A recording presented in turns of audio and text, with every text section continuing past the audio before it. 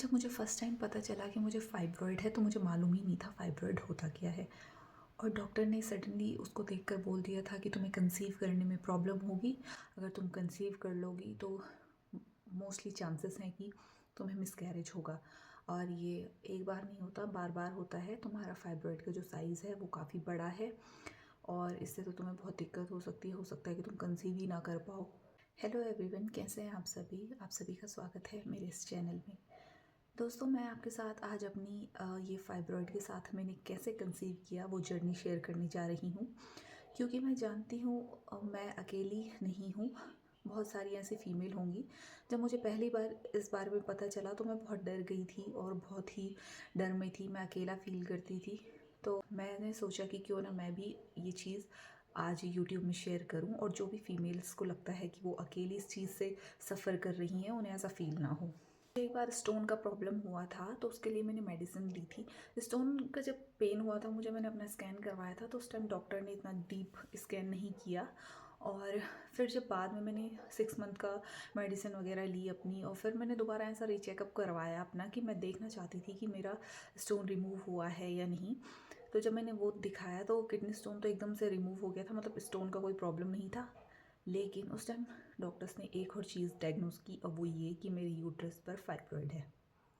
और अगर मैं अपने फाइब्रॉइड का साइज़ बताऊं तो छोटा फाइब्रॉइड नहीं था, काफ़ी बड़ा फाइब्रॉइड था। सिक्स बात अगर इसके सिम्टम्स की जाए तो फाइब्रॉइड के सिम्टम्स होते हैं, आपको पीरियड में बहुत ज़्यादा ब्लीडिंग होती है, आपके पीरियड्स रेगुलर नहीं होते हैं, आपको बैक पेन होता है, आपको यूट्रस में हैवीनेस फील होती है, आपका यूट्रस बल्की होता है। सिम्टम्स देखने को मिलते हैं।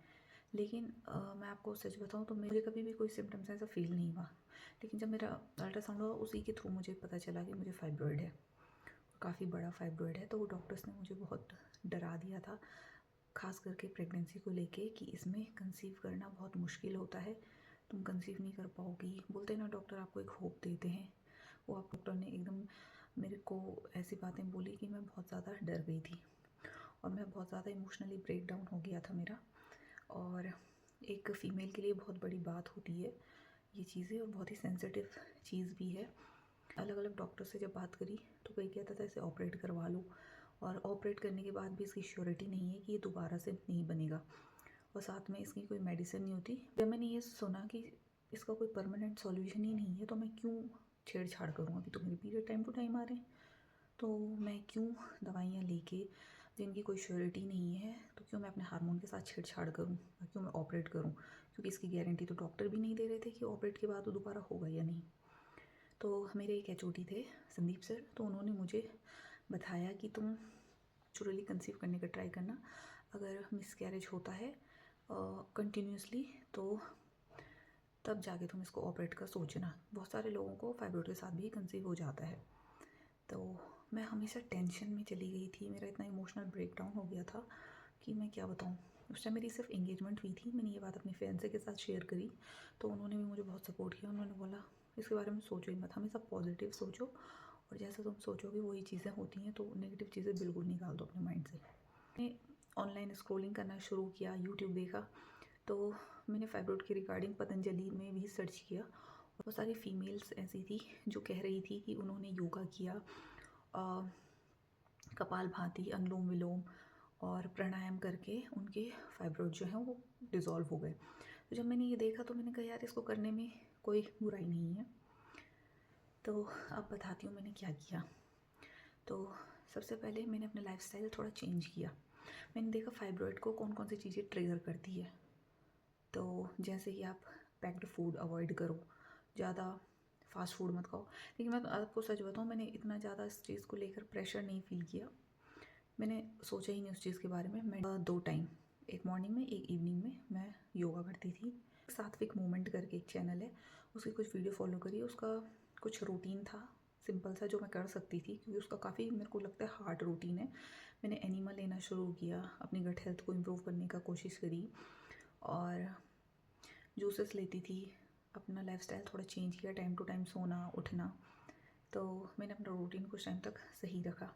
या उसकी वजह से मुझे एक बेनिफिट देखने को मिला और वो ये था कि मेरा जो फाइब्रॉइड का साइज़ है वो जितना था उतना ही रहा, वो बढ़ा नहीं। फाइब्रॉइड कहते हैं पीरियड के साथ साथ जैसा जैसा आपको पीरियड होता है वैसे वैसे फाइब्रॉइड का साइज़ बढ़ता है, लेकिन मेरा रूटीन जो मैंने फॉलो किया उसकी वजह से वो इंक्रीज़ नहीं हुआ, ज्यों का त्यों था, उससे थोड़ा कम हुआ था।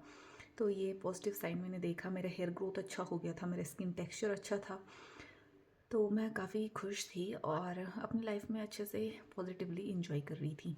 इस 2025 में मई के टाइम पे मैंने कंसीव किया और काफ़ी मतलब बहुत ही अप्स एंड डाउन और काफ़ी शॉकिंग था मेरे लिए, क्योंकि मैं खुश भी थी और थोड़ा डरी हुई भी थी, क्योंकि डॉक्टर्स ने मुझे कहा था अगर मैं कंसीव भी कर लेता है फाइब्रॉइड के साथ कोई, तो बहुत सारे केसेस में ऐसा होता है कि उनके मिसकैरेज हो जाते हैं। तो मैंने ये बहुत डर के साथ में अपना प्रेगनेंसी जो जर्नी है, अभी मैं आपको बता दूं कि मैं अभी 8 मंथ कंप्लीट करने वाली हूँ अपनी प्रेगनेंसी का, और भगवान की दुआ से मुझे कोई प्रॉब्लम ऐसी नहीं आई। मैंने क्या क्या रूटीन फॉलो किया और क्या क्या मेडिसिन मुझे डॉक्टर ने रिकमेंड की थी, और कैसे कैसे मैंने स्कैन करवाई, क्या क्या स्कैन्स पे आया कि फाइब्रॉइड का साइज़ कैसा है, वो बेबी को कैसे इफेक्ट डाल रहा है, वो सारी चीज़ें मैं नेक्स्ट वीडियो में आपके साथ शेयर करूँगी, क्योंकि ये वीडियो काफ़ी बड़ी हो गई है। तो ये वीडियो बनाने का मेन मोटिव मेरा ये था कि बहुत सारी फीमेल्स हैं आज के टाइम पे जो फाइब्रॉइड, पीसीओडी, पीसीओएस, थायराइड, बहुत सारी ऐसी प्रॉब्लम्स हैं उसकी वजह से उन्हें कंसीव करने में प्रॉब्लम होती है। सिर्फ कंसीव ही नहीं, मतलब वुमेन हेल्थ को लेकर बहुत सारी चीज़ें ऐसी हैं जो वो फेस करती हैं। तो मैं चाहती हूँ उन्हें ऐसा ना लगे कि वो अकेली हैं या वो अकेले सफ़र कर रही हैं।